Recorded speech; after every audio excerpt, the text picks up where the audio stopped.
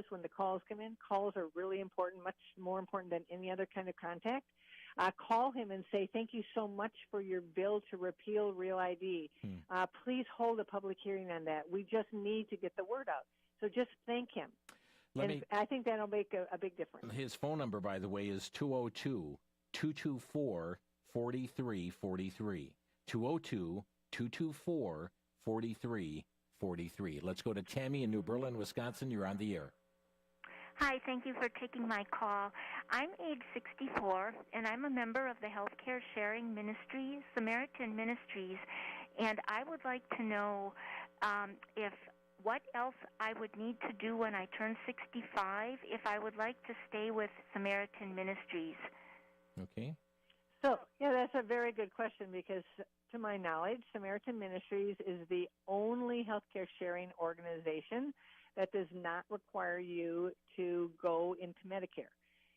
Now, the problem with this is that at the federal level, because of the Clintons, they tied Social Security benefits with enrollment in Medicare. So in order, and we got a bill, the Retirement Freedom Act by Cruz and then Representative or Congressman Gary Palmer, to give people the right to opt out of Medicare without losing their Social Security benefits. But that hasn't moved forward yet. But we have those bills. So at this moment, when you turn 65, and if you want your Social Security, you will have to enroll in Medicare Part A in order to get your Social Security benefits. But you can stay on Samaritan Ministries, for the rest of your life, because they are the only one who doesn't say you must go into Medicare when you turn 65. Thank you, Tammy. We've got a caller from Albuquerque, New Mexico. You're on the air. Hi. Thank you for taking my call. I would like to talk about Medicare. What is your question, ma'am? Oh, I was directed to go to a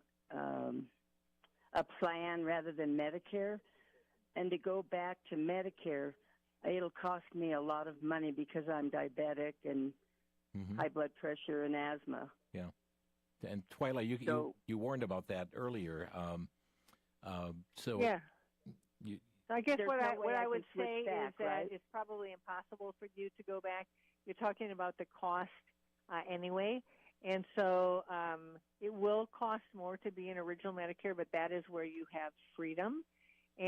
But you are unlikely to be even able to go back to original Medicare because you are probably not going to find a Medigap plan to cover you for any of the uncovered costs. So I would just, if you have further questions, I just ask a Medicare agent. And, of course, they probably steered you into the plan because a lot of them do. The Medicare Advantage is they have a financial benefit to get you into a Medicare Advantage plan and a higher financial benefit. So I would just, stay as you are because that's probably your only option. Thanks for the call. Matt in Findlay, Ohio, you're on the air. Hello? Yes, go ahead. Hi. I have a question for your guest and comment, and I just wanted to see what she had to say. So I think Real ID, the digital part is not so great, but the new standard where you need to have a driver's license with either a star on there to fly, I believe it does stop the illegal people that are easily get a license from Seattle, California, New York. And I don't understand why she says, oh, that's bad. I think it's good. We know who's on the plane, and I agree with that statement. Okay. And so let me have her address it. Yeah, let me have her address ID, it. We do have a passport already. U.S. citizens have passports, and it's already federalized with your biometrics. So what's the deal? And did she vote for Donald Trump? I'll listen on. Okay, we're not going to talk about who she voted for, but let's deal with the issues at hand here today, Twyla. Yeah, so a lot of people say, well, we already have passports, so what's the big deal? The big deal is, number one, that the Real ID is a system, a digital biometric-controlled system for all of life, not just flying. The passport is to get you in and out of the country to say that you're an American citizen, and if you're you want to fly to England, you'll have that passport in England, and they'll know that you're an American citizen, but you'll be able to come back to America because you have an American passport. That's what the passport is for, is to get you across borders in and out of America. This is meant to actually control what you do inside America as an internal domestic passport, because the law says, this is what the law says, it says that the official purposes, the definition of official purposes in the Real ID Act is to enter federal buildings, to enter nuclear facilities, and to use commercial airlines, and for any other purpose that the Secretary of Homeland Security shall determine. And that means it could be like it is in all the other countries that have digital national IDs. This is a national ID card. It's no longer a state driver's license. That means that anything in life could be under federal control, no longer under state control. This is nationalized. So it is not the same as a passport in any way, shape, or form.